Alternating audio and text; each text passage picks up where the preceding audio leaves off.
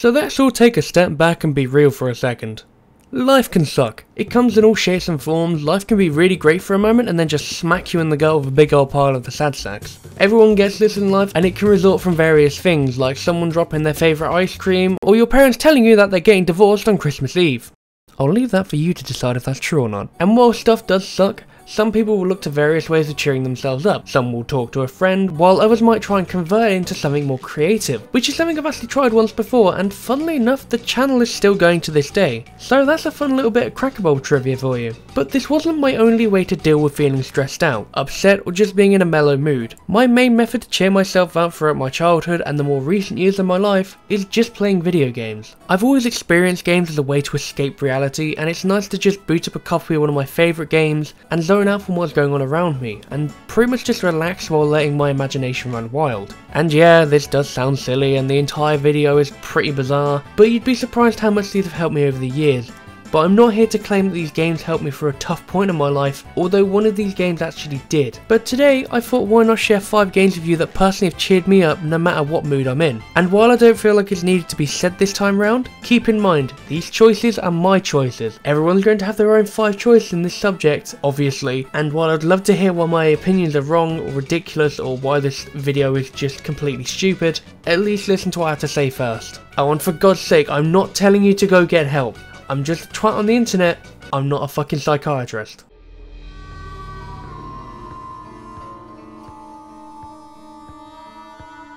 So starting off this list, I might be cheating already? Kind of, as it's not really just the game itself that makes this a fun game to play, it can also depend on who I play it with. So we all should know by now that Left 4 Dead is pretty great at what it is, and it's arguably one of the most best and basic zombie co-op games there is currently. The basis of just getting from point A to point B while moving down an entire fleet of the undead is just satisfying overall. The game is just easy to play, and with all the custom campaigns that are currently out in the workshop and Left 4 Dead maps, the game can still feel new and refreshing 9 years on.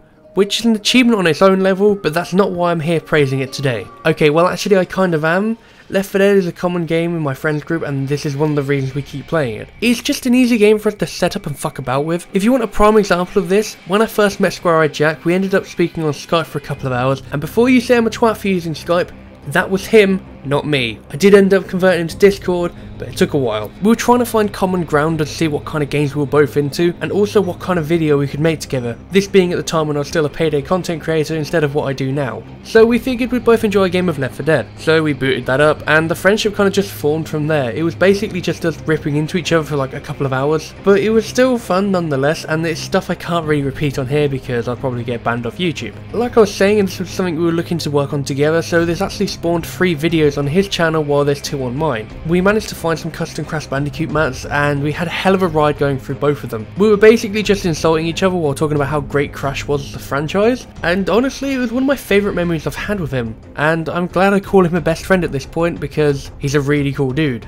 even if he does use the controller on PC. Fucking pleb. Also, there's another video on his channel where he dragged me into a versus match with a bunch of different YouTubers. I'll leave a link to all these videos down below for examples, but you can hear me being awkward as hell in it because I'm not good around people.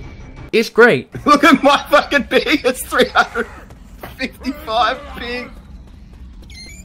No wonder I can't kill anything. I was surprised I even made it to the bottom of the fucking stairwell.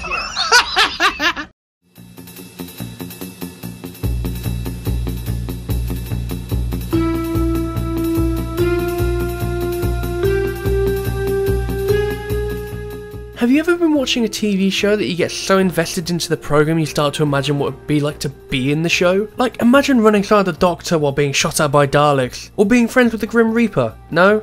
Just me? Christ, does no one have imagination these days?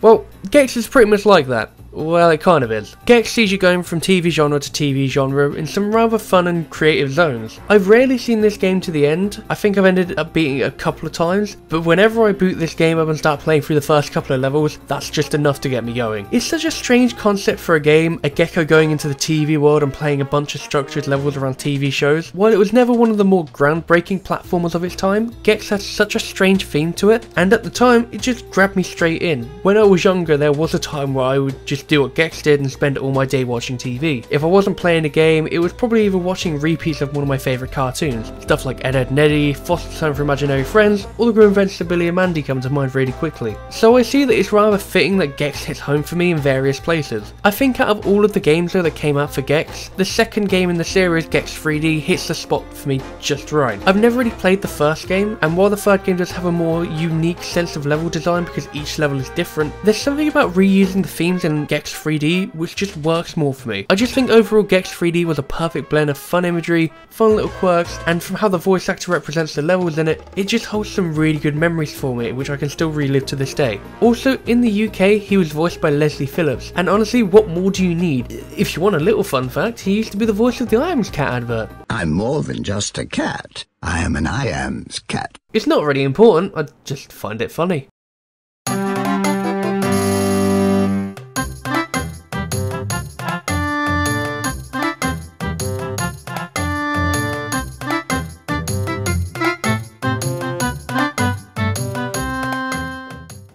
Super Mario Sunshine. Now this game is a classic, and while a lot of people praise the other games in the franchise like the original Super Mario Bros, Super Mario World or even 64, for me, I'll always go straight to Sunshine. Not to say the other games aren't great, I think when it comes to the Red Plumber, a majority of his games stand out for various reasons without ruining what makes the other titles great. And the GameCube itself is one of the reasons I will go to this game rather than any of the others. And that's because it's a console I hold very close to my heart, as it was the first ever console that was mine. It was a birthday present which I still have, and I love to use to this day, but getting Mario Sunshine with it? Man, there's no better way to start a love story of one of the best consoles in my life. I can't even tell you how many times I've completed this game, but what about it makes me happy? Well, honestly, just look at it.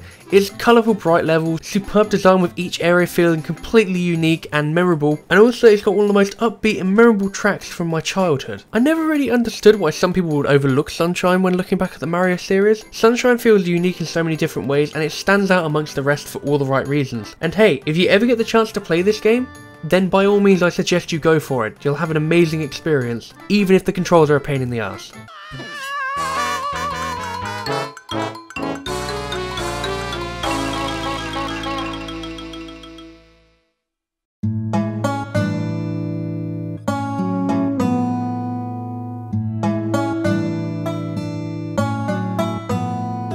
You know what sucks about being 23? I live at home, I have a full-time job, I have to pay rent and bills, and again, most of all, having a full-time job. So what if I told you there's a game where you could start fresh, move into a new house, get a mortgage, and a job? Just realise what a terrible example that is. Well, when I was little, in the local Tesco's, when I saw a game on the shelf, I just immediately started begging my mum to get it for me. And after pestering her through the entire shopping trip, she did give up and then eventually got it for me. And that game was Animal Crossing Wild World. I originally just wanted it because of the cute animals on the box art.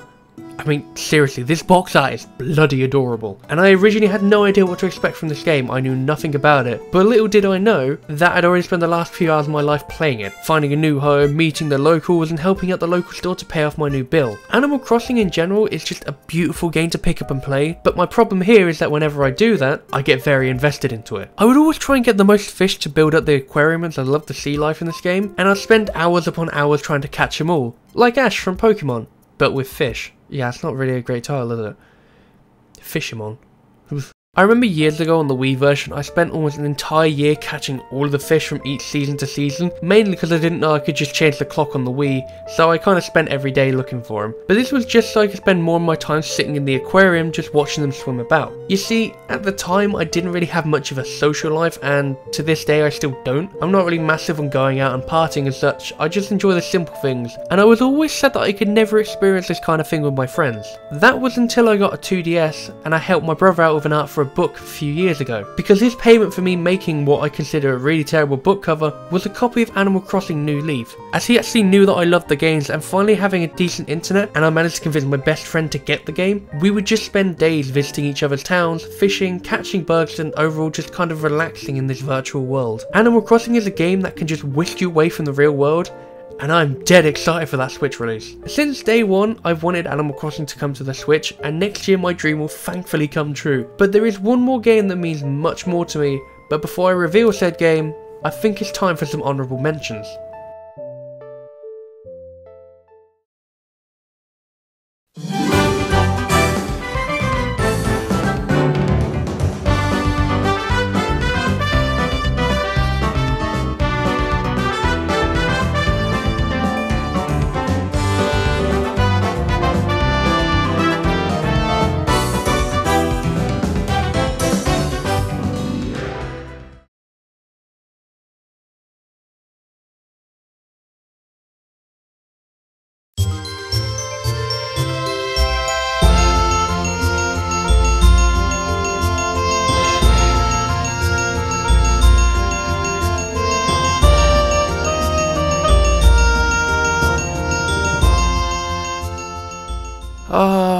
man, Pikmin. A fun little fact before we get into this, I almost never played this game. I found it at a car boot sale on an off chance and I went and bought it. Which for anybody who doesn't know, a car boot sale is like going to a second-hand store, but people are selling stuff on tables from their car. And I always hated going to these. Yet I did find stuff like Pikmin and the Twin Snakes, which I paid £5 for, which is just an achievement on its own because that game is expensive these days. But yeah, I bought Pikmin on the off chance as I never really thought much of it.